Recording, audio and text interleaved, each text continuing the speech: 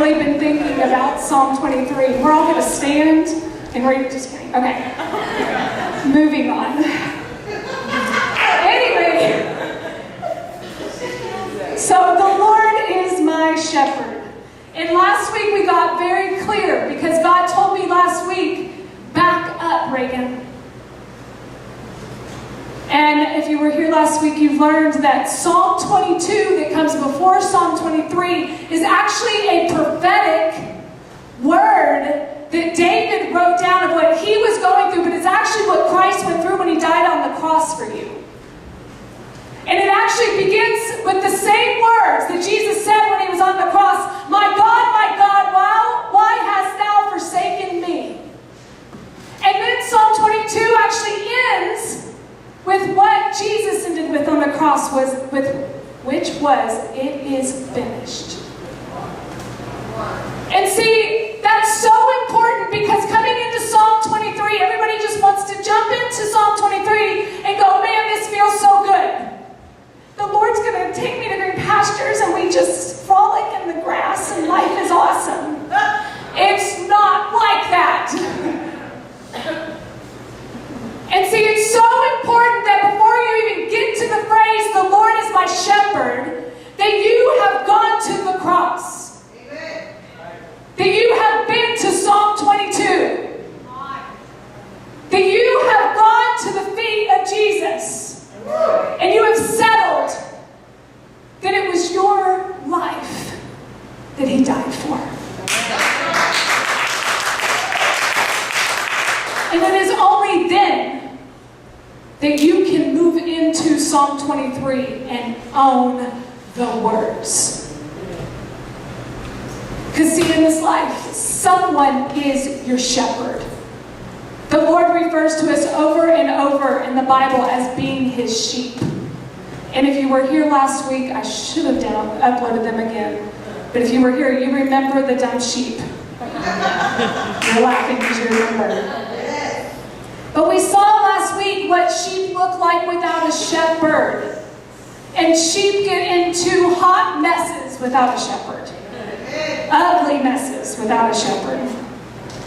They cannot find their own food, so you guys remember they will stick their head through a fence to get to food, and they will get their head stuck in that fence. They will eat in the wrong places and get that bucket stuck on their head, and they're walking around, and everybody knows exactly where they have been. As much as we try to hide where we have been and what we have eaten, it always finds us out. So y'all remember those pictures. And see, it was to show you a picture of truly what we are like without a shepherd. And so coming into, the Lord is my shepherd. See, David is writing this from the viewpoint of a shepherd. He knows exactly what it means when he says, the Lord is my shepherd. Because he knows what kind of shepherd he is to his sheep. And he knows that shepherds take great pride in their flock. And so he is saying here, and he is proud to say, the Lord is my shepherd. Amen. He's making it a personal relationship. He's evaluated. Who's my shepherd? The Lord. And he has decided the Lord is my shepherd. And see, it's present tense. It's now. Not the Lord has been my shepherd. Not the Lord will be my shepherd. The Lord is my shepherd. It's present tense. He's a now God. See, some of us are still living in things others have told us. Some of us are living in things that we hear that God's going to do in the future. But so often we miss out on God is right here, right now. He knows me. He knows what I'm facing. He knows my heart. He knows my thoughts. He's right now with me. Amen. He doesn't miss a thing. He's right now with me.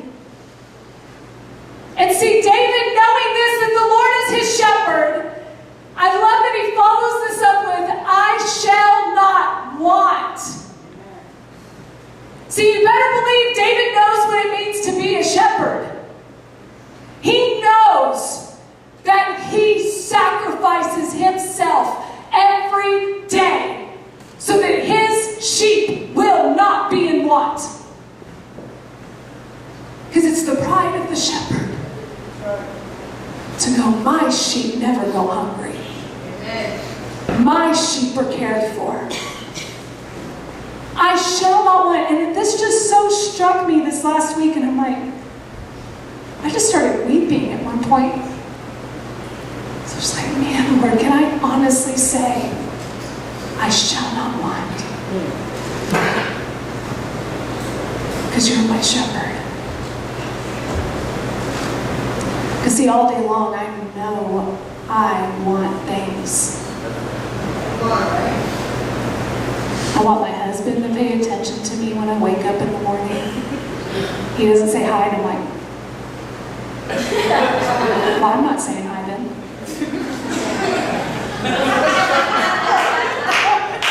Oh no. Or I go to the coffee.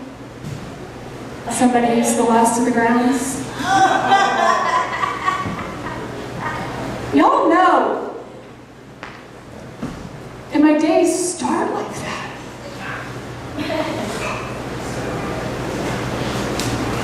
And sometimes it's got to get really bad, and all the things that I want, before God's like, I'm here. Do you hear me? I am here. I am your good shepherd that knows the moment that you wake up and what you need the moment that you wake up. Because he's a good shepherd. Jesus says in John 10, he says, I am the good shepherd who lays down his life for his sheep. Amen.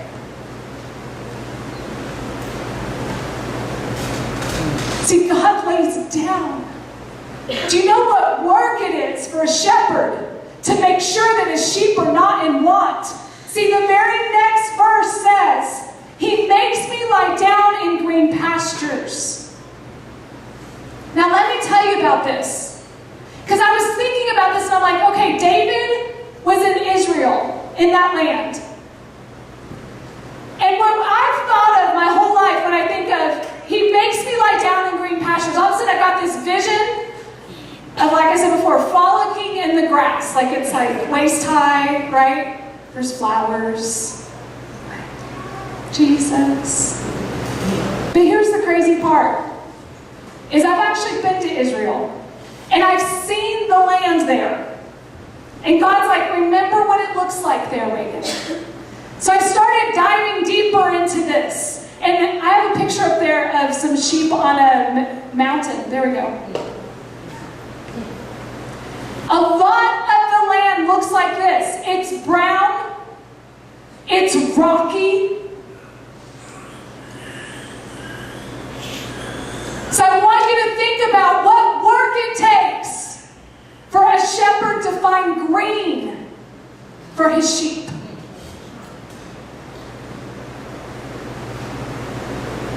See, the shepherd is already thinking ahead. As he's going along leading the sheep, he's thinking to, where's the green pasture? Where is the food for my sheep? See, in the Bible it says that God works all things together for good for those who love him. So when we are in rocky soil, God's already gone before.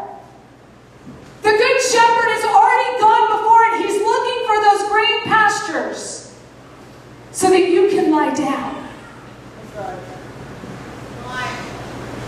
There's another picture. There it is again, in case you didn't get it. And there's some green. See, this shepherd found an oasis. This shepherd went on a journey and found the green pasture. He searched it out and he found it for his sheep.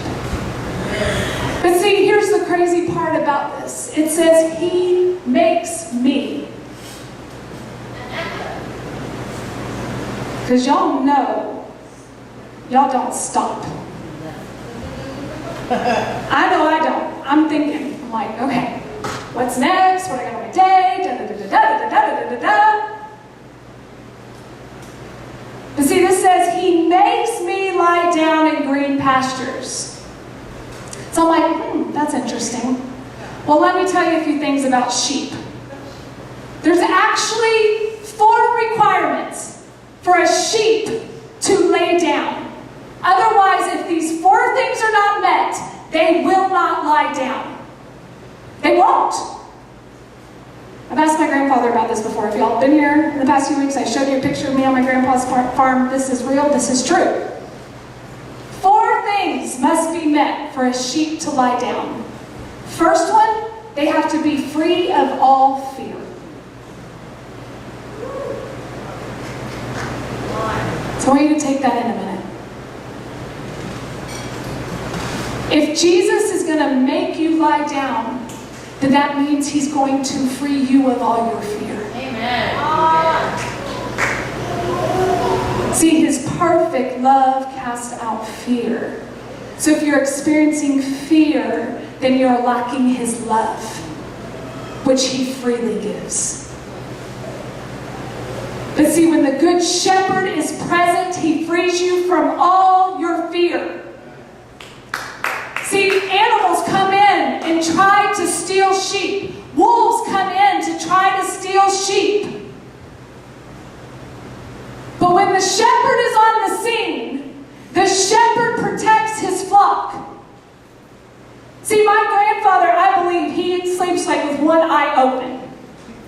And all night, for years that he's had sheep, he'll tell me stories of just waking up in the middle of the night. He's like, I had to go out there.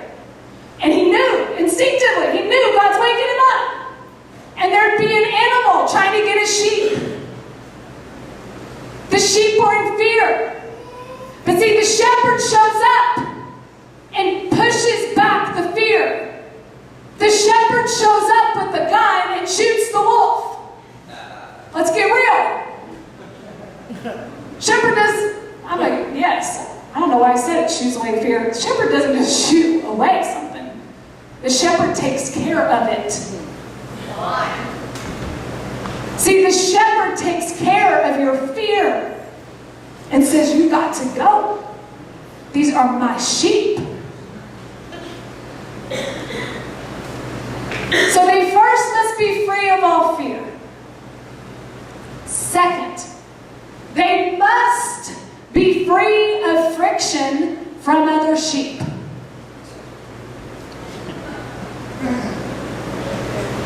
It's still settling in, I can tell.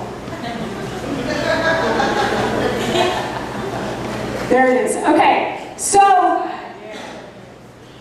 you have to be free of friction from other sheep. Anybody ever experienced friction with other sheep?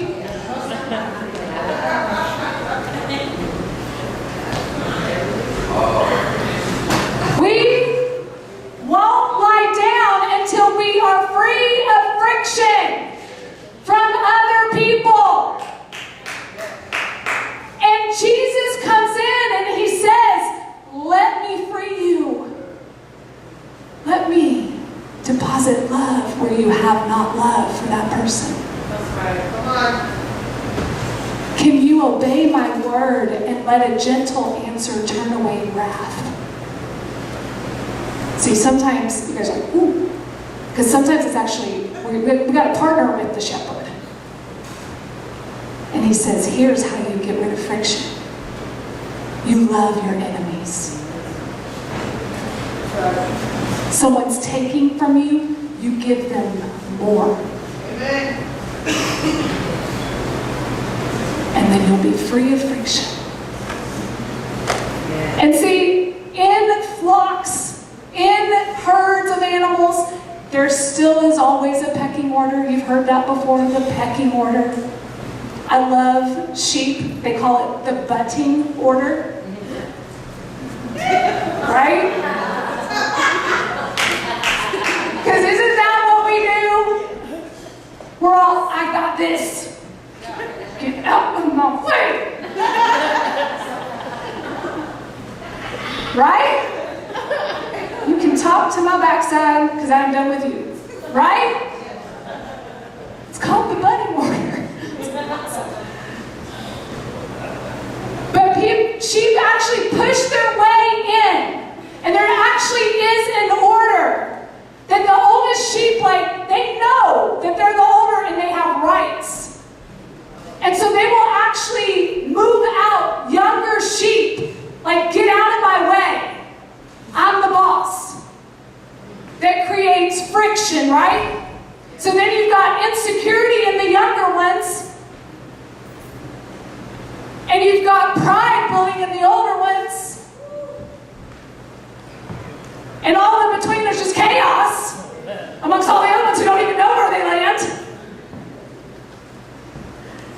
something happens when the shepherd comes on the scene. And I've seen this happen too when I'm in Kentucky. Sheep are going every direction. Sheep are pushing other sheep out of the way. And my grandfather comes on the scene. And all of a sudden, all heads turn up as they see the shepherd. And see, all of a sudden, it's all gone. What muddy water? What friction? Because we're looking at the shepherd.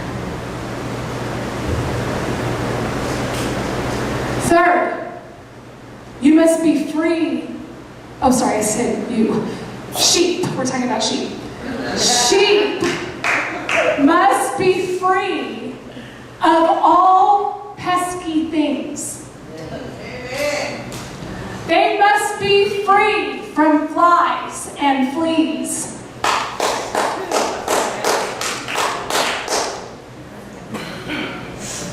Because see, otherwise all day long they're doing this.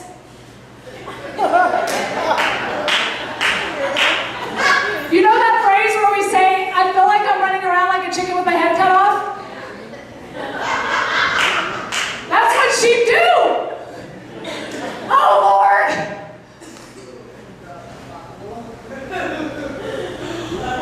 What are those things that bug you all day long? Oh my gosh, he did it again. Oh my gosh, that's my pet peeve. Oh my gosh. Oh my gosh. Can this line move any longer? Any longer? Oh my gosh. They got my coffee drink wrong again. Can you guys saw that coffee? They got my coffee drink wrong again. I kid you not, one day I was, side note, one day I was at Starbucks and I waited for my breakfast I was having this breakfast. I waited for it for 35 minutes. And I was like, that really tried my patience. Because I'm watching everybody else come up and get theirs. And it bugged me. The Lord's like, really? That's going to bug you? I'm like, you're right. So I just sat back, chilled. About 30 minutes in, I went up. 35 minutes in, I went up. I was like, hey, I want to have my breakfast. It took a minute, I kid you not. God was just like, we're doing this today, right? I'm like, awesome. 15 more minutes after going up 3 times. Still not having breakfast. And I'm like, it's okay, this is awesome. At that point, I just started joking with the guy. I'd go up and be like, don't have it yet. And he's like, oh my gosh! At the end, it was awesome because we had fun with it, him and I. And at the end, he came up to me and brought it to me personally. He said, I'm going to go personally make it, and brought it to me. And he gave me like 10 Starbucks free gift cards. Not that we should go for Starbucks gift cards. And that's a petty little example. But I just think about those little things that bug us all day long. That we will let get a hold of us, and God's like, I've got you. Come on. And if you let me remove the pesky things, then you will lie down in green pastures and get Starbucks cards. That was my green pasture that day. And it kept on going. That was awesome. Anyway, so he gets rid of those pesky things. And we're going to learn later on in this about how he anoints our head with oil, because that's actually what shepherds do to get rid of pesky things, is they anoint their sheep, their head with oil. It's a beautiful picture. I'm going to move on because we're running out of time. So, am I on 2, 3? What am I on? That was number 3? Awesome. Okay, number 4. Sheep must be free of hunger. They must be free of that urge to find food. I've got to do this. I've got to provide. I've got to find my food. I've got to do this. I. when He is our shepherd. And He's the one who leads you to green pastures. I'm telling you, those sheep on that rocky hill, they will spin themselves in circles trying to find green pastures. Anybody ever spin themselves in circles? Right? Life of circles. And the Lord's like, I am your shepherd. I want to provide for you. When you're trying to figure it out, you're exhausting all your energy there instead of fixing all of your energy upon Him. He makes me lie down in green pastures. And this is what the Good Shepherd does. He meets all 4 of your requirements to make you lie down. And it is then and only then that a sheep experiences full rest. It is then and only then when the sheep are lying down in green pastures that they experience true rest. See, something happens when we fix our eyes upon Jesus. Something happens when we say, the Lord is my shepherd, I shall not want. He makes me lie down in green pastures. See, I love that phrase, the Lord is my shepherd, because although God is concerned about the flock, for sure, He cares about His whole flock, but also He's a personal God. Amen. He is a personal Father. Do I have that picture up there of the sheep, the shepherd holding the sheep, the lamb? There's not one of just a man holding a lamb. Bumskis. Picture this with me. Shepherd holding a lamb, in case you didn't get that. Holding a lamb. Because He is my shepherd. And although He cares for His whole flock, He cares about me. He cares about you. And He will do all it takes to get you to lie down in green pastures. He will do whatever it takes. He will free you from all your fear. He will free you from friction with others. He will free you from the pesky things of life. And He will free you from hunger and thirst, so that you will never thirst again.